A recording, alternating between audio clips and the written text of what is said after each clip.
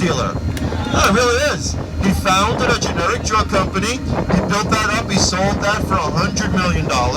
He took all that money, invested that in Ivax Pharmaceuticals. They invented Viagra.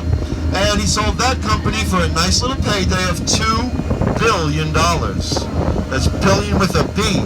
Then he took a little bit of money for him, $50 million, and he built the biggest house on Star Island, down the block from Julio's, right next to the home of Bob Kuchenberg of the Miami Dolphins football team. You'd probably never heard of him.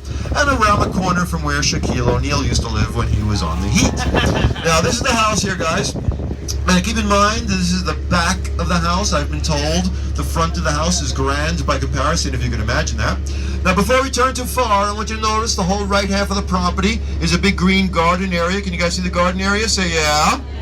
Okay, I'll talk about that in a moment. Right now, notice along the edge of the property near the water, there are 31 palm trees there. Can you guys see the palm trees? Say yeah. Okay, thank you. So when Dr. Frost built his house, he personally designed the landscaping on his property. He loves plants, trees, flowers, and bushes. And he wanted those 31 palm trees to look alike. So to have the same physical characteristics, they needed to be from the same genetic family. But Dr. Frost couldn't find 31 palm trees of the same family here in Florida, believe it or not.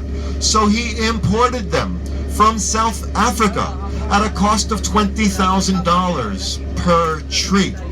I'll do the math for you guys on vacation. That's $620,000 in those trees alone. But wait, that's nothing. The whole right half of the property is that garden area. Well, just after Dr. Frost built his house, he found out that his two neighbors' houses were for sale at the same time for a cost of $9 and $15 million each. So what did he do? He bought them both at the same time. He tore them down at the same time just to put that garden out there. So without the cost of those plants, trees, flowers, and bushes, that's a $24 million garden on the property of Dr. Philip Frost. She looks upset. It must be nice to have $2 billion in a bank, right? Say yeah. Yeah, I wouldn't know. I have to imagine that. Maybe that's why you're upset. You don't know. You have to imagine it. But Dr. Frost is a good guy. He does give away tens of millions of dollars every single year to art, science, music, and culture in the area.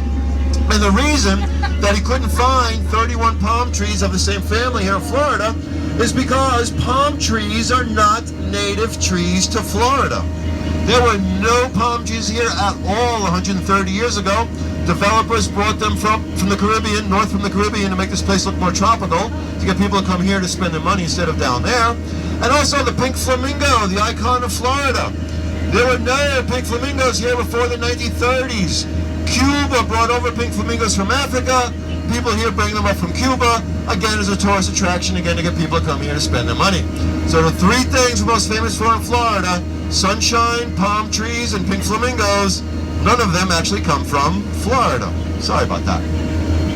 All right, so guys, all those big buildings on your right, all those big buildings, that is the west side of Miami Beach, and they're all built on land and dirt that came out of the swamp from underneath your feet 100 years ago. All right, guys, look on your right. We got a little island over here, little compared to the rest of them. It is man-made, like they all are. One of the very few not shaped like an oval. And it was put there for one reason and one reason only, and that is to hold up the monument that's sticking out of the middle of it. You guys can't all see the monument, right? Say yeah. Good. Like that. Now, there's really nothing on that island but that monument, so what do you think is the very simple name of the island with nothing on it but a monument? Go! Monument Island, there you go. I love a smart group. Now, the locals call it Party Island. If this were a beautiful Saturday or Sunday afternoon, you wouldn't even see that beach. It just gets filled up with boats and people partying, barbecuing, having a great time. And the monument was put there in 1933 in honor of a gentleman that many people call the father of Miami. His name was Henry Flagler. In the late 1800s, Henry Flagler was a very, very rich man. He made millions of dollars in the beginning of the oil industry, back when a loaf of bread was about 3 cents. So we're talking very rich. And when he retired from the oil business, he decided he was going to develop the whole state of Florida into a tourist destination. Why, we don't know. So he took his personal millions and he built luxury hotels down the east coast of Florida, starting in the northeast corner of our state in Jacksonville, working his way south every 25 to 50 miles. There weren't many good roads in Florida 100 years ago, so Flagler built a railroad down the